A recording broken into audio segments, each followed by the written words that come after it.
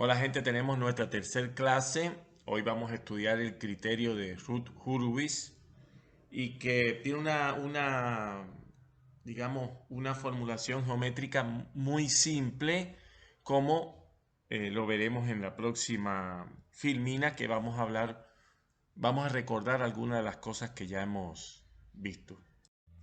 Cuando estudiamos en la primera clase los sistemas lineales planos con coeficientes constantes no degenerado, decir que su determinante era distinto de cero, habíamos visto que clasificando los puntos, o sea, la geometría del punto de reposo 0, 0, habíamos visto que en esa primera clasificación los habíamos llamado atractores si la parte real era negativa, o el número real en general de la raíz característica, si era real en sentido general, porque podían ser reales o complejos.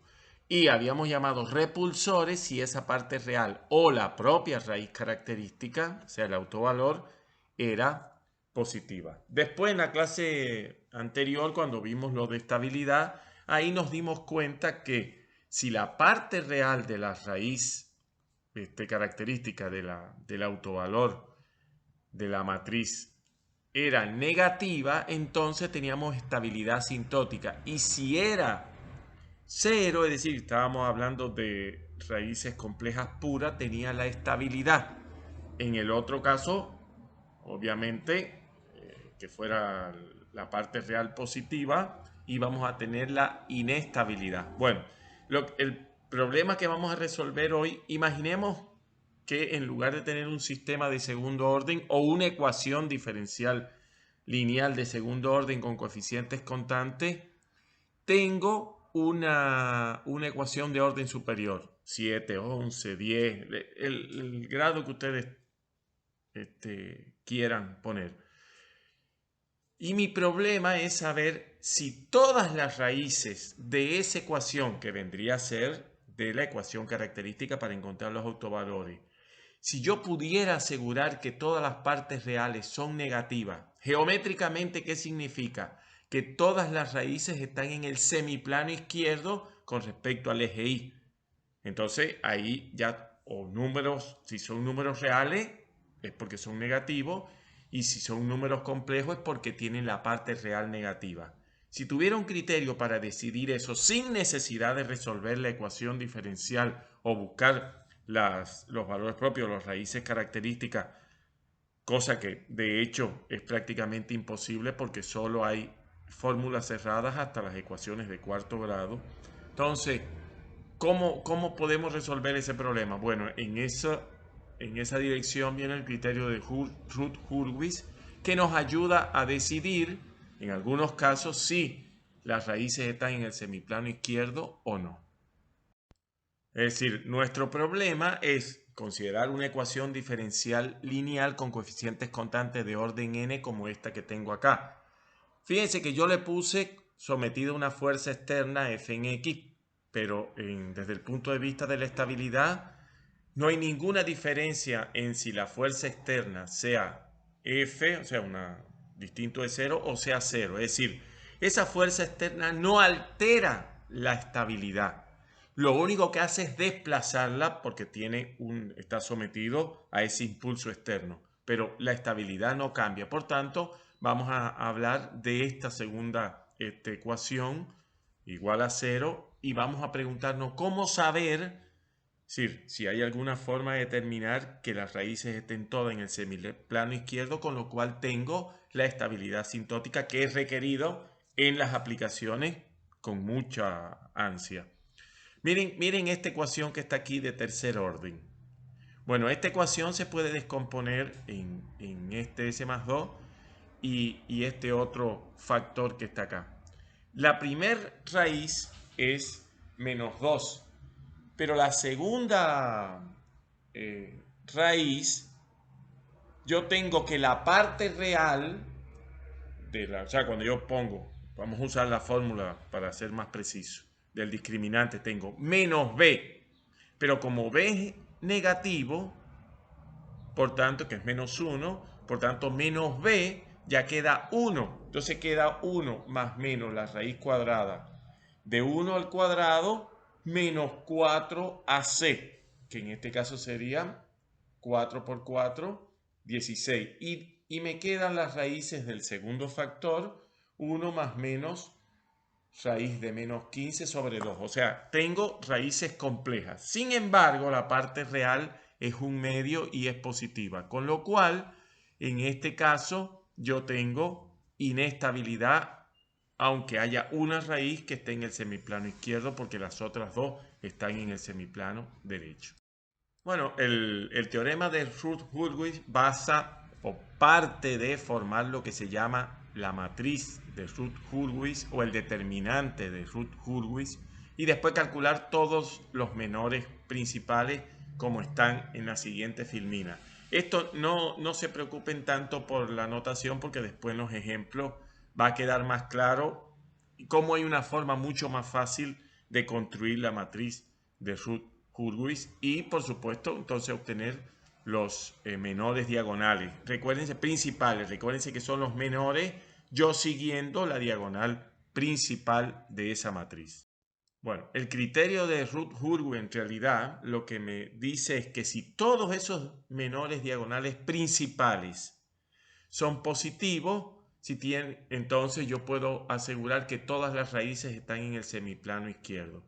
Fíjense que este criterio deja zonas que no están cubiertas. Al final veremos un par de ejemplos que demuestran que no hay, digamos, o sea, no se pueden estudiar todas las ecuaciones utilizando este criterio, pero sí bastante, como veremos a continuación.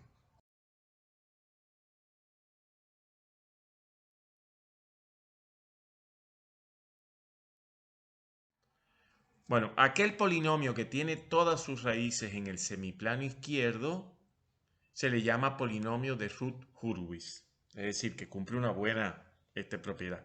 Y se demuestra que si es un polinomio de Routh-Hurwitz, entonces todos sus coeficientes son positivos. En el caso de un polinomio de segundo orden, estamos hablando de una ecuación de segundo orden como esta que tengo acá, veremos que la condición necesaria y suficiente para que sea un polinomio de Routh-Hurwitz es que sus tres coeficientes sean positivos. Y esto es muy fácil. Vamos a usar la fórmula del discriminante, ¿verdad? Menos b más menos b al cuadrado menos 4c sobre 2a. Fíjense que esa fórmula yo la puedo escribir según la segunda línea de esta manera. Si a y b son positivos, entonces este primer sumando es negativo. ¿Bien? ¿Qué puede pasar? ¿Que lo que esté adentro de la raíz sea complejo? Sí, puede pasar.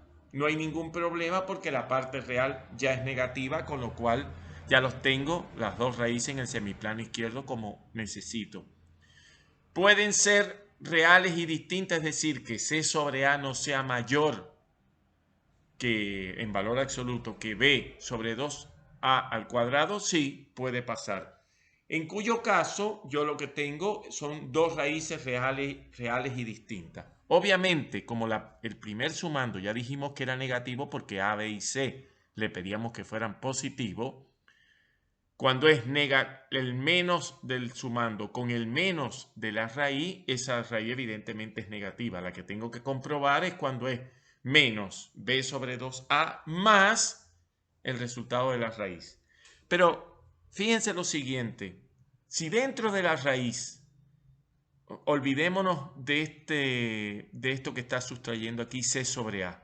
Si solo tuviera la raíz cuadrada de b sobre 2a al cuadrado, tengo b sobre 2a.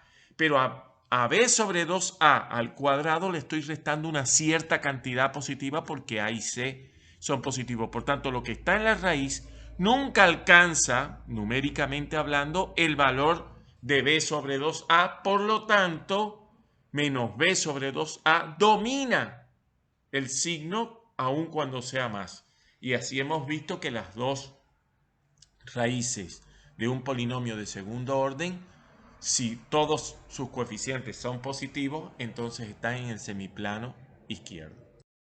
Vamos a ver algunos ejemplos para ilustrar esto. Bueno, en realidad no escribí la matriz de Hurwitz, pero fíjense que está acá en delta 3. De hecho, la vamos a poner aquí a la derecha, la matriz de Hurwitz. La primer columna de la matriz siempre empieza por los coeficientes de índice impar. O sea, como tengo una ecuación de tercer orden que empieza a sub 0, a sub 1, a sub 2 y a sub 3, a sub 1 es 1 y a sub 3 es 8, a sub 0 es 1 y a sub 2 es 2. Con lo cual es muy fácil ir construyendo los menores diagonales. El primer menor, obviamente, es a sub 1, que es positivo. El segundo menor diagonal es el que está denotado como delta 2. Y al efectuar el producto me da negativo. Y obviamente delta 3, si yo desarrollo ese determinante por la última fila, me doy cuenta que es a sub 3 por a sub 2, con lo cual, si a sub 3 es positivo, entonces esto obviamente va a ser negativo, como es el caso acá, que tengo 8 en este caso. Fíjense que lo que estoy diciendo, al tener uno negativo, ya no es de Hurwitz el polinomio.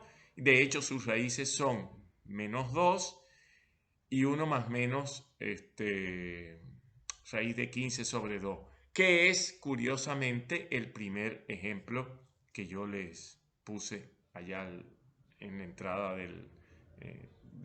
digamos, del contenido concreto de la clase. Bueno, como en el caso anterior, formamos la matriz de Hurwitz, acá está. Delta 1, o sea, el primer menor principal es 10, que es positivo, pero el segundo ya me da negativo, con lo cual el tercero, siendo el a sub 3 positivo, así que también me da negativo, con lo cual no hay estabilidad, ¿verdad? Tenemos una inestabilidad, es decir, no es polinomio de Hurwitz en este caso, no todas sus raíces están en el semiplano izquierdo. Por supuesto, podemos tener algún tipo de problema de otra naturaleza, digamos, un poco más general. Por ejemplo, ¿bajo qué condiciones sobre K esta ecuación, o mejor dicho, este polinomio es un polinomio de Hurwitz? Bueno, no voy a formar la matriz, ya eso se lo dejo a ustedes. Delta 1, que es a sub 1 es 6, ¿verdad? Lo ven aquí fácilmente. Es muy fácil formar delta 2, porque sería a sub 1 a sub 3 en la primera columna y a sub 0 a sub 2 en la segunda columna. Al sustituir me doy cuenta que también es positivo. Delta 3, al ser un polinomio de grado 4, tendría que tener 4 deltas, o sea, calcular 4 deltas. Y me doy cuenta que si yo acá sustituyo, cuando resuelva el determinante me queda 10 menos K debe ser positivo, o lo que es lo mismo, que K es menor que 10. Y delta 4 es, en este caso, obviamente, sería K por delta 3, porque K es a sub 4. Y al yo obtener en el anterior 10 menos K, sería el producto de K por 10 menos K. ¿Qué es lo que estoy diciendo? Que para que ese producto sea positivo, como pide el criterio, los dos factores tienen que ser positivos. Pero el segundo, o mejor dicho, los dos tienen que tener el mismo signo. Pero como ya pedimos que 10 menos K en delta 3 era positivo, por tanto, la única posibilidad que queda es que K sea positivo. Entonces, la respuesta de este problema es, para K entre 0 y 10, o sea, mayor que 0 y menor que 10, este es un polinomio de Hurwitz. Bueno, imaginemos que tengo este polinomio, un polinomio de orden 4 con solo potencias pares. Cuando yo forme la matriz de Hurwitz, ahí me doy cuenta que tengo columnas de 0 y por tanto cuando calcule los determinantes ya van a ser 0 todos los determinantes porque delta 1 es 0, delta 2 es 0, delta 3 es 0 y obviamente delta 4 es 9 por delta 3 que también va a ser 0. Por tanto, en este caso el criterio no sirve para estudiar la estabilidad de las, o sea, si las raíces están en el semiplano izquierdo o no. Claro, este es un caso sencillo. La pregunta es, ¿puede haber casos en los cuales se haga 0 algún determinante aun cuando no tenga una fila o una columna de 0? Sí, basta con que haya una cierta proporcionalidad entre los coeficientes. Miren este otro ejemplo en el cual, obviamente, cuando de delta 1 ya yo sé que es 4, que es positivo, pero delta 2 me da 0 porque tengo una cierta proporcionalidad en los coeficientes. Con lo cual, ahí me estoy dando cuenta que no voy a poder aplicar el criterio tampoco en este caso y hay que buscar recursos alternativos.